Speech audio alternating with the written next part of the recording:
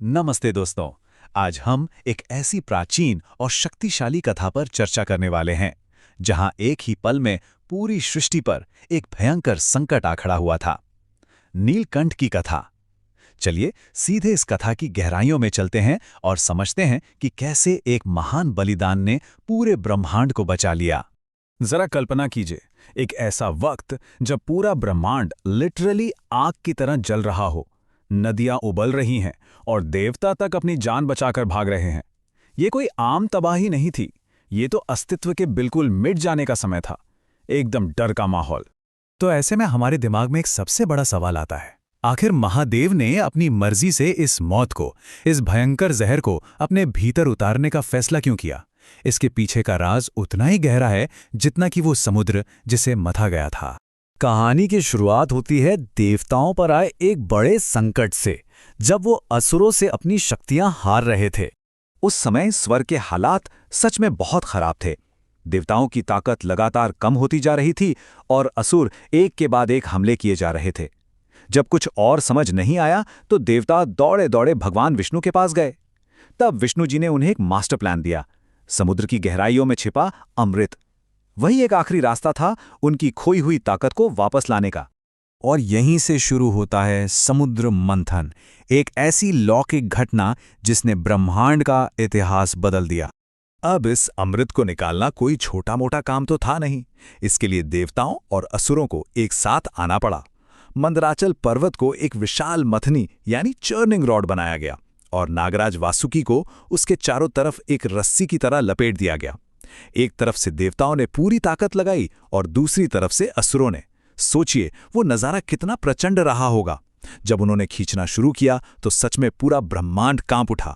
शुरू में तो लगा कि बस अब तो सब सेट है। ये मंथन एकदम सफल रहा। समुद्र की गहराइयों से एक से बढ़कर एक चमत्कारी चीजें निकलने लगीं। कामधेनु गाय, ऐरावत हाथी, चंद्रमा और यहां तक कि धन की देवी माता लक्ष्मी भी प्रकट हुईं। चारों तरफ जश्न का माहौल था, हर कोई खुश था। लेकिन ये खुशी ज्यादा देर टिकने वाली नहीं थी। समुद्र से निकला एक ऐसा खतरा जिसने सब कुछ बदल दिया। हलाहल विष। एक ही झटके में पूरी पिक्चर बदल गई। एक तरफ जहां खुशियां और अमूल्य खजाने थे, वहीं दूसरी तरफ अचानक समुद्र का पानी बिल्कुल काला पड़ने लगा और वहां से निकला हलाहल जहर। ये इतना भयंकर था कि पेड़ सूखने लगे, नदियों का पानी उबलने लगा और हवा तक जहरीली हो गई। सोचकर ये रोंगटे खड़े हो जाते हैं। वो खुशी का पल एक सेकंड में महाविनाश में बदल गया। चारों तरफ बस हाहाकार मच गया। तीनों लोग बिल्कुल आग की लपटों में घिर गए थे। देवता इतने दहशत में थे कि वो चिल्लाने लगे, अब तो सृष्टि का अंत पक्का है।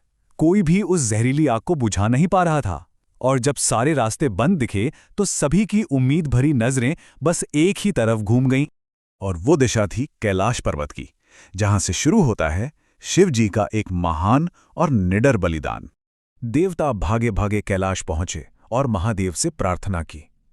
जब शिव जी ने बिना किसी डर के उस तबाह करने वाले हलाहल को अपने हाथों में उठाया तो वहां एक अजीब सा सन्नाटा छा गया।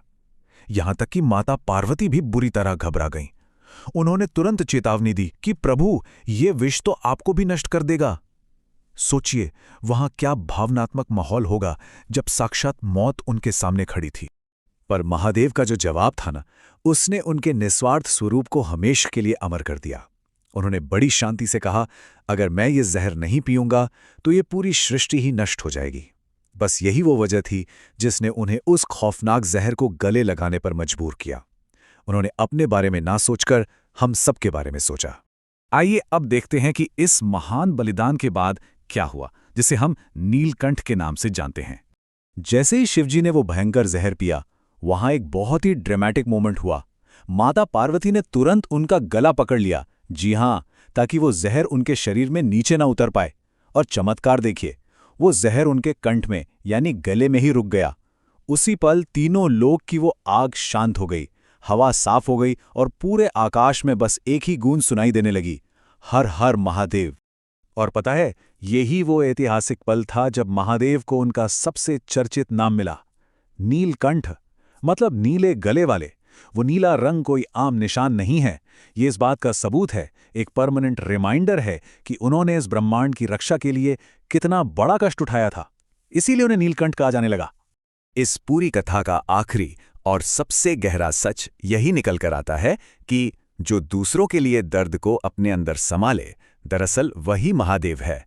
सच्ची महानता ताकत दिखाने में नहीं है, बल्कि सबकी भलाई के लिए कष्ट सहने में है। और इसी विचार के साथ हम इस कथा के अंत में पहुंचे हैं। लेकिन ये अपने पीछे एक बहुत ही बड़ा सवाल छोड़ जाती है। आज की इस मॉडर्न दुनिया में हमारे लिए थोड़ा सा जहर पीने का क्या मतलब है? शायद इसका मतलब है अपना थोड़ा सा फायदा छोड़कर कोई ऐसी परेशानी उठाना जिससे हमारे आसपास के लोग, हमारा समाज फले फूले। जरा सोचिए इस बारे में, अपना ध्यान रखिएगा और आज की इस चर्चा से जुड़ने के लिए